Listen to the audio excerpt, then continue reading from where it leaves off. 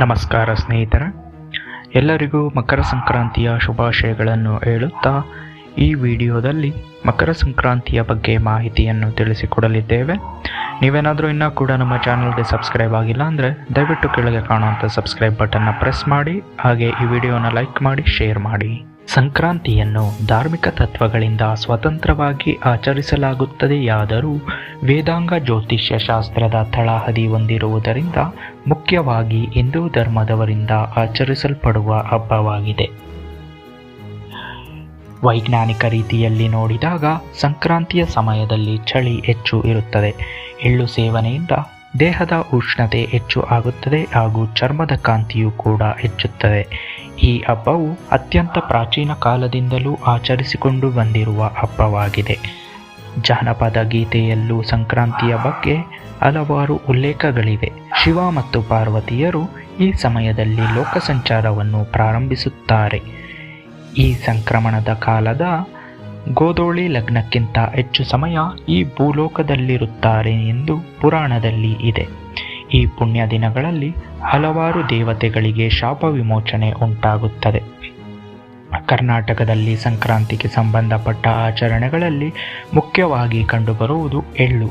ಮನೆಯಲ್ಲಿ ಎಳ್ಳನ್ನು ತಯಾರಿಸಿ ಸುತ್ತಲಿನ ಮನೆಗಳಿಗೆ ಎಳ್ಳು ಬೀರುವುದು ಮತ್ತು ಸ್ನೇಹಿತರು ಸಂಬಂಧಿಕರೊಂದಿಗೆ ಶುಭಾಶಯವನ್ನು ಹಂಚಿಕೊಳ್ಳುವುದು ಸಾಮಾನ್ಯವಾಗಿ ಕಂಡುಬರುವ ಸಂಕ್ರಾಂತಿಯ ಸಂಪ್ರದಾಯ. ಜೊತೆಗೆ ಸಕ್ಕರೆ ಅಚ್ಚುಗಳು, ಹಣ್ಣು ಮತ್ತು ಕಬ್ಬಿನ ತುಂಡುಗಳನ್ನು ಸಹ ಬೀರುವುದುಂಟು.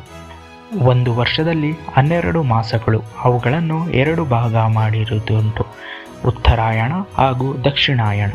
ಸೂರ್ಯಗ್ರಹವು ಒಂದು ರಾಶಿಯಿಂದ ಮತ್ತೊಂದು ರಾಶಿಗೆ ಪ್ರವೇಶ ಮಾಡುವ ದಿನವನ್ನು ಸಂಕ್ರಾಂತಿ ಎಂದು ಕರೆಯುತ್ತಾರೆ.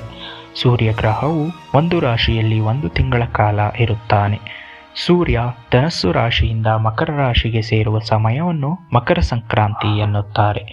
ಪ್ರತಿ ವರ್ಷ ಜನವರಿ 14 ಅಥವಾ 15ರಂದು ಮಕರ ರಾಶಿಗೆ ಪ್ರವೇಶ ಮಾಡುತ್ತಾನೆ ಹಾಗೂ ಅನಂತರ ಆತನ ಪಥವು ಉತ್ತರಾಭಿಮುಖವಾಗಿ ಚಲಿಸಲು ಪ್ರಾರಂಭವಾಗುತ್ತದೆ. ಈ ಸಮಯದಲ್ಲಿ ಬೆಳಕು ಹೆಚ್ಚು ಇರುತ್ತದೆ.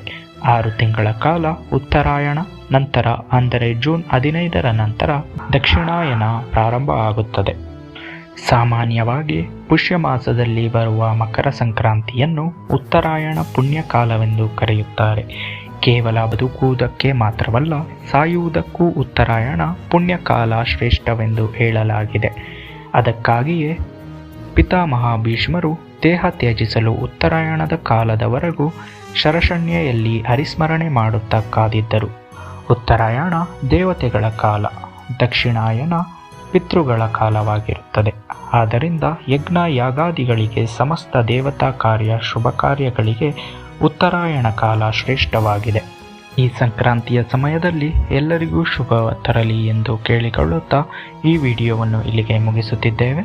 ಈ ವಿಡಿಯೋ ಇಷ್ಟ ಆಗಿದರೆ ದಯವಿಟ್ಟು ಲೈಕ್ ಮಾಡಿ, ಕಮೆಂಟ್ ಮಾಡಿ, ಶೇರ್ ಮಾಡಿ, ಹಾಗೆ ದಯಮಾಡಿ ನಮ್ಮ ಚಾನಲ್ಗೆ ಸಬ್ಸ್ಕ್ರೈಬ್ ಆಗಿ. Thank you. ಧನ್ಯವಾದ.